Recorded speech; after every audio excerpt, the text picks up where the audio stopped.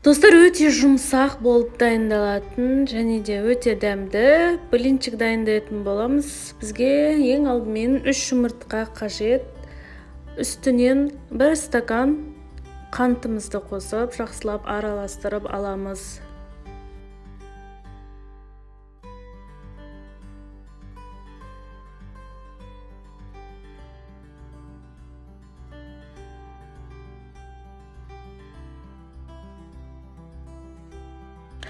Достар, сүтімізді, ұнымызды аз-аздан қоса тұра араластыра бересіздер. Қою қамыр дайын болу керек. Құймақ сияқты.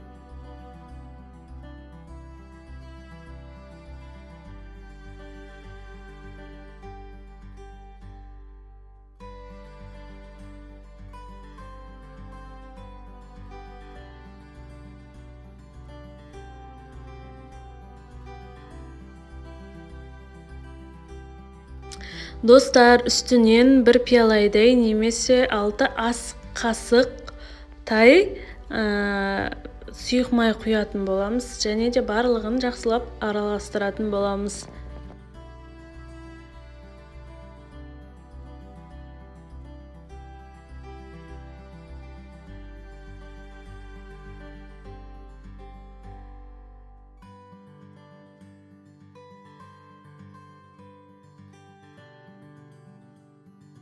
Достар, міне біздің қамырымыз дайын болып қалды. Енді оны қызып тұрған сковородкаға салып алып пісіре беретін боламыз.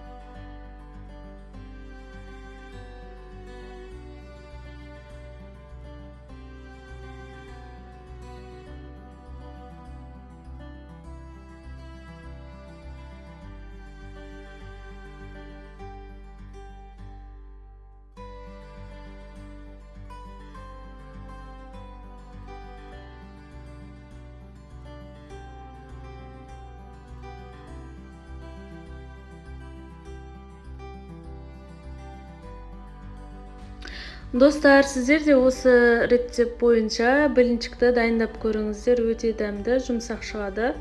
Сіздер де жасап көріңіздер. Ас болсын.